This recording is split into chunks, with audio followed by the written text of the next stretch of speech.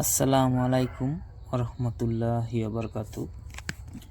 বিখ্যাত সিরাত গ্রন্থ আর রাহিকুল মাকতুম থেকে ষষ্ঠ খণ্ড হিসেবে আরবের অর্থনৈতিক অবস্থা এবং চারিত্রিক অবস্থা সম্পর্কে বিস্তারিত আলোচনা করব ইনশাআল্লাহ।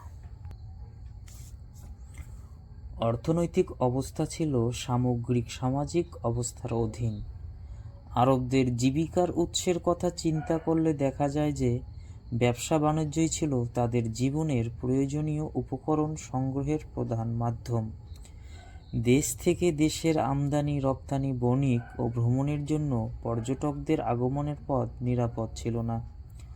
মালপত্র পরিবহন ও নির্বিঘ্ন বাণিজ্যিক আদান প্রদান সম্ভব ছিল না। সে সময়ে মরুপথে গমনাগমন ও বাণিজ্যিক পণ্য পরিবহন করা হতো উটের মাধ্যমে, তাই যাতায়াতে অনেক বেশি সময় চলে যেত। আবার বড় বড় কাফেলা ছাড়া যাত্রাপথ অতিক্রম করা ছিল বিপদসংকুল, কেননা পথিমধ্যে দস্যুদের লুণ্ঠনের শিকার হওয়ার প্রবল সম্ভাবনা থাকত। অবশ্য হারাম মাসসমূহে কিছুটা নিরাপদ ছিল। জাজিরাতুল আরবের অবস্থা এমন ছিল যে নিষিদ্ধ মাসসমূহ ছাড়া শান্তি ও নিরাপত্তার পরিবেশ অন্য কোনো সময় বিদ্যমান ছিল না। এ কারণেই জানা যায় যে নিষিদ্ধ মাসসমূহে আরবের বিখ্যাত ওকাদ, জিল, মাছ, মাজনা প্রভৃতি মেলাগুলো বসত। শিল্পক্ষেত্রে আরবরা ছিল বিশ্বের অন্য সকল দেশের পিছনে। কাপড় বুনন, চামড়া পাকা করা ইত্যাদি যেসব শিল্পের খবর জানা যায়, তার অধিকাংশই হতো প্রতিবেশী দেশ ইয়েমেনে, সিরিয়া, হিরা বা ইরাকে। আরবের ক্ষেত খামার এবং ফসল উৎপাদনের কাজ চলত। সমগ্র আরবে মহিলারা সুতা কাটার কাজ করত। তৎকালীন আরবের লোকেরা পশুপালন ও কৃষিকাজের মাধ্যমে জীবিকা নির্বাহ করত। যদিও সর্বত্র কৃষির উপযোগী জমি ছিল না, অর্থনৈতিক ক্ষেত্রে বড় সমস্যা এই ছিল যে দারিদ্র্য দূরীকরণ, জীবনমান উন্নয়ন, মহামারী, রোগ ব্যাধি দূরীকরণ অথবা সামাজিক জনকল্যাণে খুব কম অর্থ সম্পদ ব্যয় হতো। সম্পদের সিংহভাগ অংশই যুদ্ধবিগ্রহ সমর খাতে ব্যয়িত হতো। জনজীবনে সুখ, শান্তি বা আনন্দপ্রীতি তেমন কিছু ছিল না। দারিদ্র্য ছিল একটি সাধারণ সমস্যা। প্রয়োজনীয় খাদ্যদ্রব্য এবং পোশাক থেকে মানুষ প্রায় বঞ্চিত থাকত। চারিত্রিক অবস্থা। এটা স্বীকৃত সত্য যে আরবের লোকেদের মধ্যে জুয়া, মদ্যপান, ব্যভিচার, হিংসা বিদ্বেষ, খুন, হত্যা ইত্যাদি ঘৃণ্য ও নিন্দনীয় অভ্যাসসমূহ পাওয়া যেত, এবং এমন সব কাজ তারা করত যা বিবেক বুদ্ধি মোটেই অনুমোদন করত না। তবে তাদের মধ্যে এমন কিছু চারিত্রিক গুণও ছিল যা রীতিমতো বিস্ময়কর।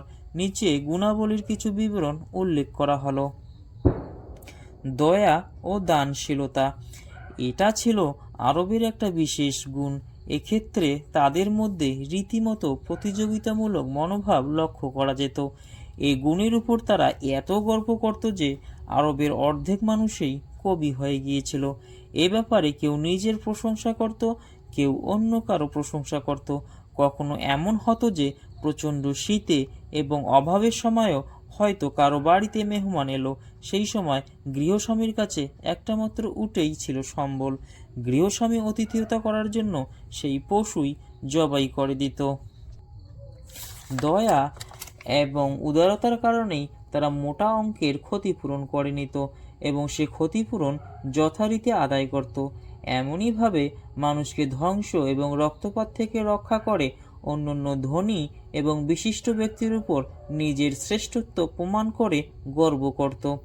এই ধরনের দানশীলতার কারণেই দেখা যেত যে তারা মদ পান করায় গর্ব অনুভব করত। মদ পান প্রকৃতপক্ষে কোনো ভালো কাজ ছিল না, কিন্তু মদ পানের ফলে তারা উদার হতে পারত এবং দান খয়রাত করা তাদের জন্য সহজ হতো, কেননা নেশার ঘোরে অর্থ সম্পদ ব্যয় করা মানুষের জন্য কষ্টকর হয় না। এ কারণে আরবের লোকেরা মদ তৈরির উপকরণ আঙুরের গাছকে করম এবং মদকে বিন্তুল করম বলে অভিহিত করত। জাহিলি যুগের কবিদের কবিতার প্রতি লক্ষ্য করলে দেখা যায় তারা গর্ব প্রকাশের ক্ষেত্রে যথেষ্ট মনোযোগী ছিল। আন্তারা ইবনে সাদ্দাত আফসি তার রচিত মুআল্লাকায় লিখেছেন, দুপুরের প্রখর রোদ কমে যাওয়ার পর আমি একটি কারুকার্য খচিত পীত রঙের পাত্র থেকে মদ পান করলাম। যখন আমি মদ পান করি তখন আমার অর্থ সম্পদ দান করে ফেলি, কিন্তু এ সময়ও আমি নিজের ইজ্জত আবরু সম্পর্কে সচেতন থাকি, এতে কোনো দাগ লাগাতে দেই না। জ্ঞান ফিরে আসার পরও আমি দানশীলতার ক্ষেত্রে কোনো কার্পণ্য করি না। আমার চারিত্রিক সৌন্দর্য এবং দয়া সম্পর্কে তোমাদের কি আর বলবো, সেটা তো তোমাদের অজানা নয়। দানশীলতার কারণেই আরবের লোকেরা ঢালাওভাবে জুয়া খেলতো।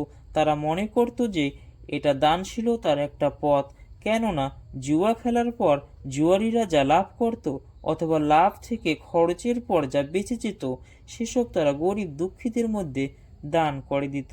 এ কারণেই পবিত্র কোরআনে মদ এবং জুয়ার উপকারের কথা অস্বীকার করা হয়নি, বরং বলা হয়েছে যে এই দুটোর উপকারের চেয়ে অপকার বেশি।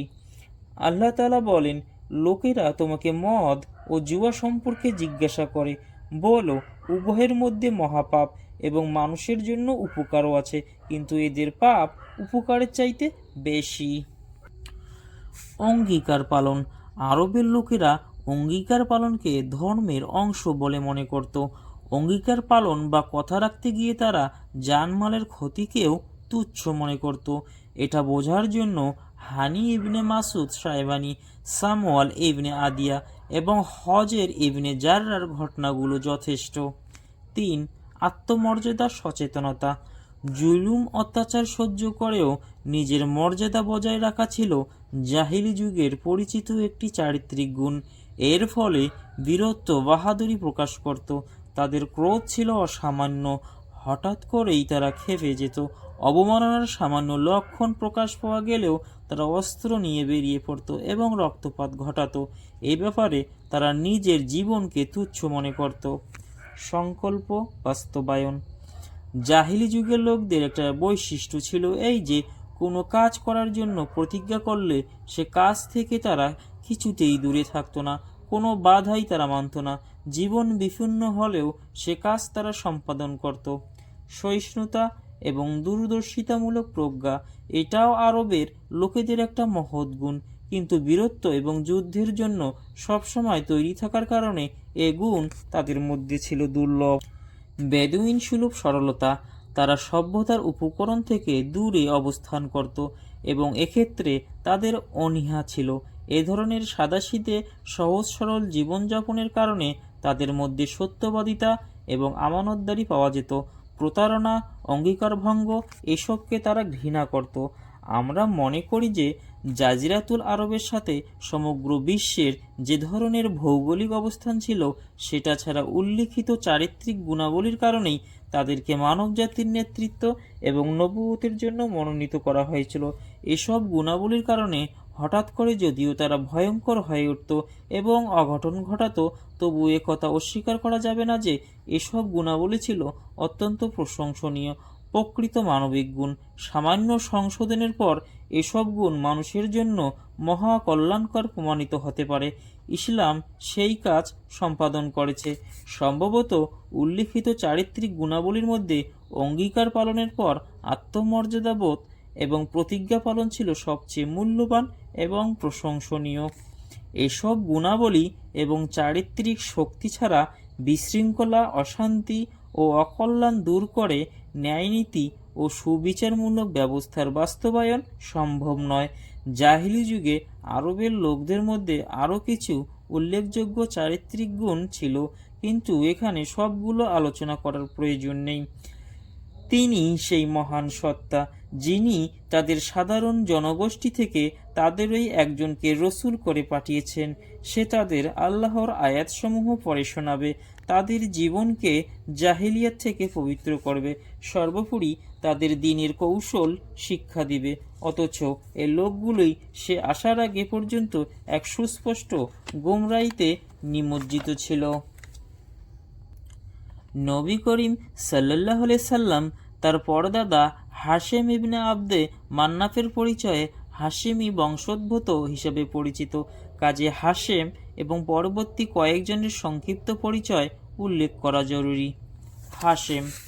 ইতিপূর্বে আমরা উল্লেখ করেছি যে বনু আবদে মান্নাফ এবং বনু আব্দুদ্দারের মধ্যে হারামের সাথে সংশ্লিষ্ট পদমর্যাদা বন্টনের ব্যাপারে সমঝোতা হয়েছিল। এই সমঝোতার প্রেক্ষিতে আবদে মান্নাফের বংশধররা সিকিয়ারা বা হাজিদের পানি পান করানো এবং রিবদাহা বা মেহমানদের অতিথিয়তার দায়িত্ব লাভ করেন। হাশেম বিশিষ্ট, সম্মানিত এবং সম্পদশালী ব্যক্তি ছিলেন। তিনি মক্কার হাজিদের শুরুয়া রুটি খাওয়ানোর প্রথা চালু করেন। তার প্রকৃত নাম ছিল আমর, কিন্তু রুটি ছিঁড়ে শুরুয়ায় ভেজানোর কারণে তাকে বলা হতো হাশেম। হাশেম অর্থ হচ্ছে যিনি ভাঙেন। হাশেমই প্রথম মানুষ যিনি কোরাইশদের গ্রীষ্ম এবং শীতে দুবার বাণিজ্যিক সফরের ব্যবস্থা করেন। হাশেমের প্রশংসা করে কবি লিখেছেন, তিনি সেই আমর যিনি দুর্ভিক্ষপীড়িত দুর্বল স্বজাতিকে মক্কায় রুটি ভেঙে ছিঁড়ে শুরুয়ায় ভিজিয়ে খাইয়েছিলেন, শীত ও গ্রীষ্মে সফরের ব্যবস্থা করেছেন।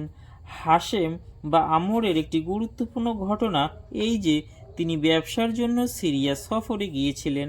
যাওয়ার পথে মদিনায় পৌঁছে বনি আদি বিন নাজ্জার গোত্রের সালমা বিনতে আমরের সাথে বিবাহ বন্ধনে আবদ্ধ হন এবং কিছুদিন সেখানে অবস্থান করেন।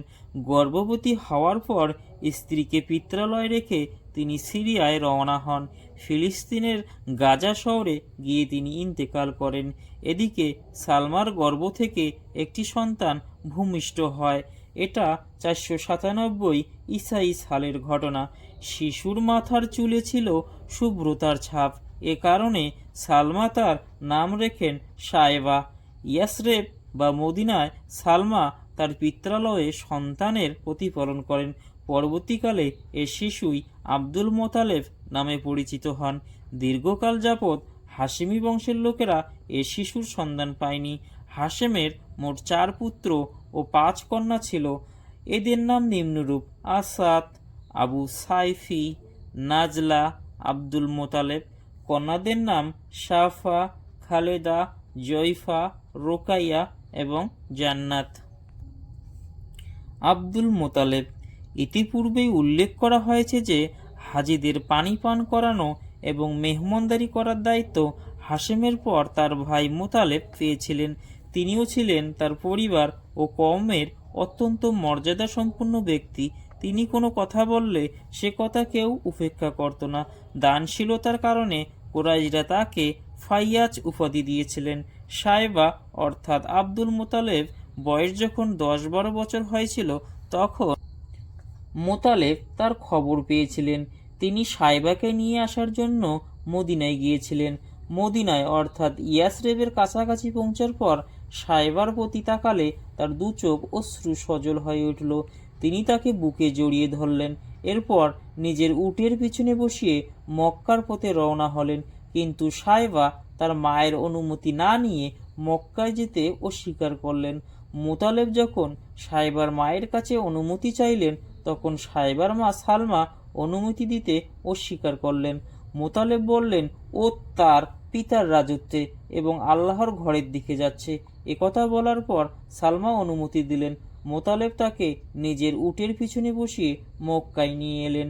মক্কায় নিয়ে আসার পর প্রথমে যারা দেখলো তারা নিজেদের মধ্যে বলা বলি করলো যে এ বালক হচ্ছে আব্দুল মোতালেব বা মোতালেবের দাস।